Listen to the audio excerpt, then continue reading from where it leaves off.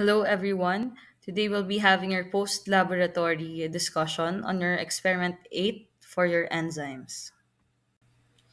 Hello, everyone. So Today we'll first, be having our we post have your potato laboratory extract, and discussion on that your is experiment what we will 8 be for your using. The enzymes. enzyme in your potato extract Hello, is everyone. called Today we'll be your having our catalase. post So laboratory discussion on this your is an experiment enzyme 8 of for the your enzymes. oxidoreductase class that catalyzes the Hello, reaction everyone. between Today we'll be having our catechol post and laboratory oxygen discussion to on your yield experiment 8 benzoquinone for and your water. enzymes. So later on, we will be talking Hello, about this everyone. more. Today we'll be And having our then your post 1% laboratory catechol would discussion on act your as your experiment 8 substrate for for your this enzymes. experiment. So let's talk about the results of the experiment. So for the first test this is the characterization of your enzyme.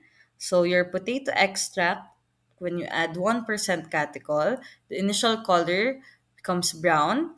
Then after waiting for 5 minutes, it's still brown. And again, this is because of your benzoquinone. So your potato enzyme, your catalase, would react with your 1% catechol, which hastens the whole process, and it yields to your benzoquinone. Ano ba yung benzoquinone? So yung benzoquinone, it's usually seen with fruits and veggies. Ito yung nag-give off ng brown color. Just like when you eat an apple and leave it at that, di ba? After some time, magiging brown yan because it um, na-oxidize siya. Okay? So, yung oxygen, nag-yield siya nung brown color. So, for the next test tube, what we used was the 1% catechol, which is your substrate, and water. So, since there is no enzyme involved, your initial color is gray, and then after waiting for 5 minutes, there is no color change. Okay, so there is no enzyme activity. So for the next test, we have your enzyme specificity. So again, our enzyme for your potato extract is your catalase and mixing it with your substrates, and this is what would happen. So for the first tube, we have your potato extract plus 1% catechol. Just like the test before this, it turned brown. The solution turned brown, which yields a positive result. Okay, bakit ulit siya nag-turn into brown? Kasi when mixed with catechol, there is formation of your benzoquinone or the browning. Okay, browning of your potato extracts and other plants as well. So for your next test tube, you have your potato extract plus hydroquinone. It says here that it turned brown also, but has a less intense color. But still, this is considered to yield a positive result. So, how does that happen? So, when your potato extract comes into contact with your hydroquinone, it could undergo a similar reaction with your catechol. So, your hydroquinone can be oxidized by your potato extract to form benzoquinone also.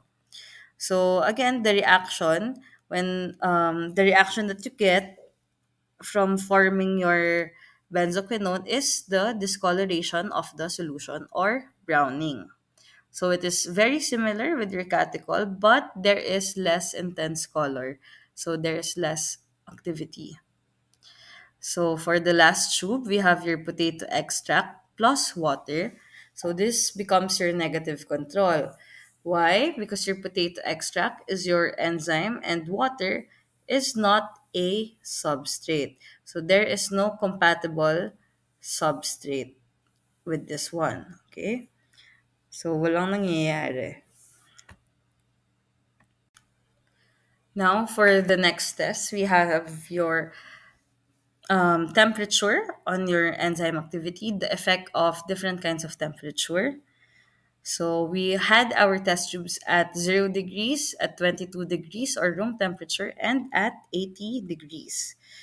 So, this is based from your manual. So, at 0 degrees, so what happens after 5 minutes? There is less coloration. So, less coloration or less intensity of the color. Why? Because your low temperature decreases the enzyme activity. And in here, they may be completely inactive. Okay? At temperature of 0 degrees and below, pwedeng mag-inactivate yung enzyme mo. Okay? So, pwede siyang ma-deactivate, but you have to note here that this is a reversible reaction. So, nasa mababang temperature siya, pwede mong i-reverse. Pag binalik mo sa room temp yung test tube mo or yung sample mo, so mag increase na ulit yung activity ng molecules mo. Mag increase na ulit yung reaction rate. Okay? Tapos, mag-show na ulit siya nung brown color. Okay? So, next we have your 22 degrees or your room temperature. So, this is your optimal temperature for your catalase. So, 22 degrees up to 37 degrees.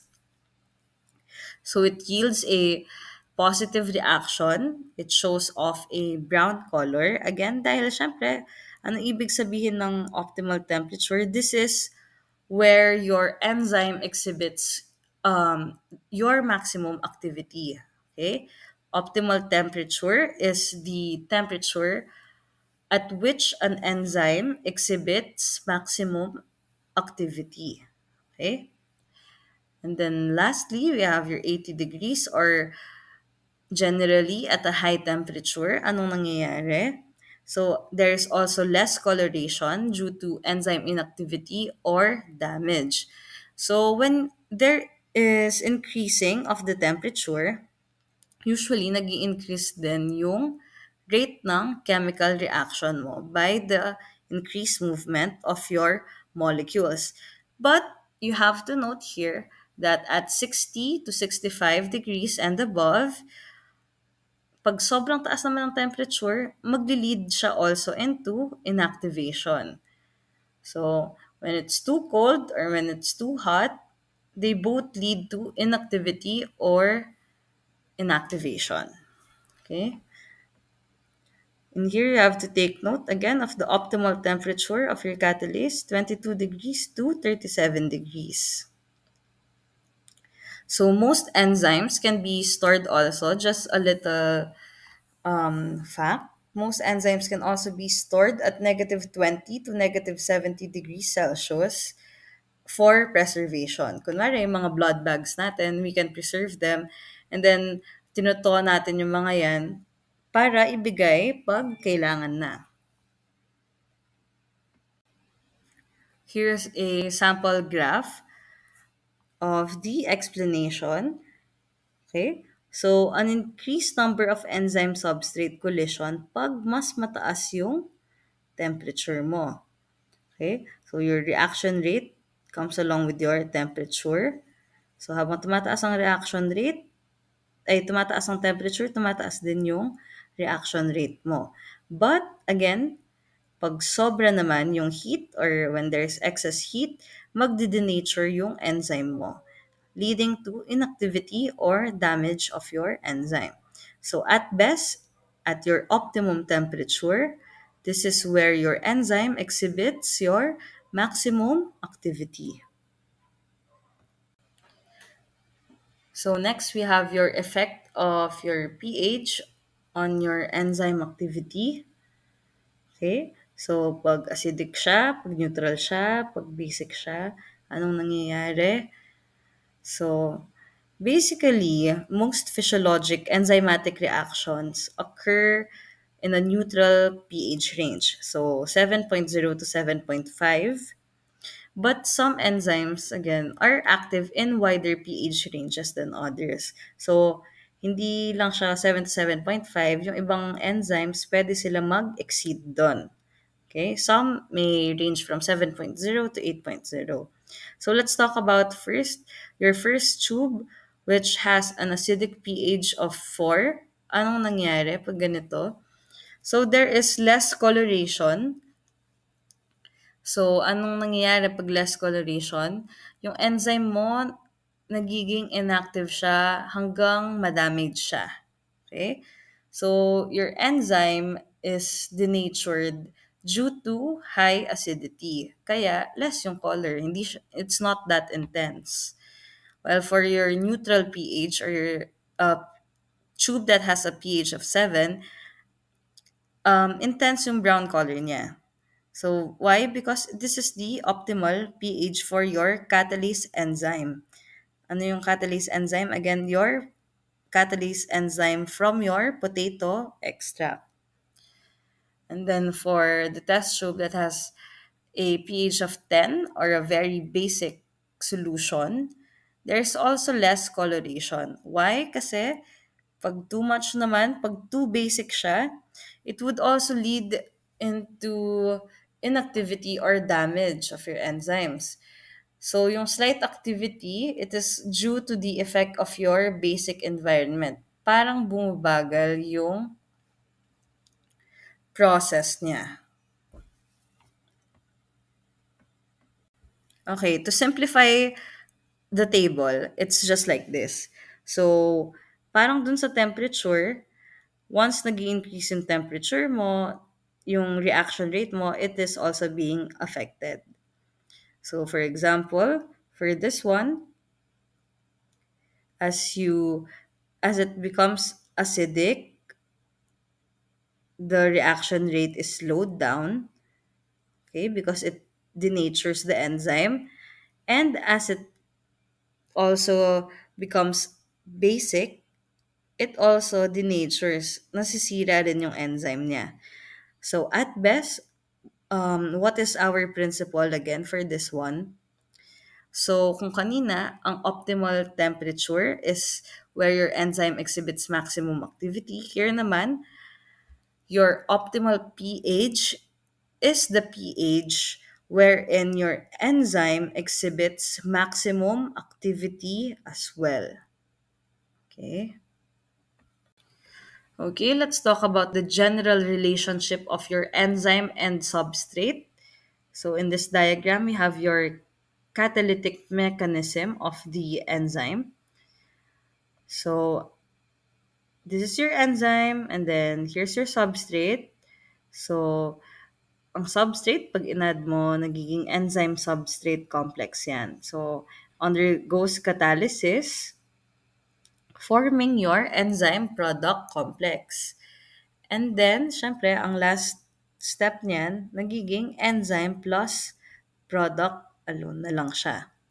Okay? So, paano yun? So, on this reaction, your enzyme is not being consumed at all. While your substrate, the one that you add, it is being converted into products. Okay? Again, the enzyme is not being consumed in the reaction, but your substrate is the one being converted into the product. Okay, so here enzymes are measured in terms of three different kinds. So first is the change in substrate concentration. Let's talk about this. Change in substrate concentration. So nag-i-increase ba to or nagdi-decrease? So it decrease. Bakit?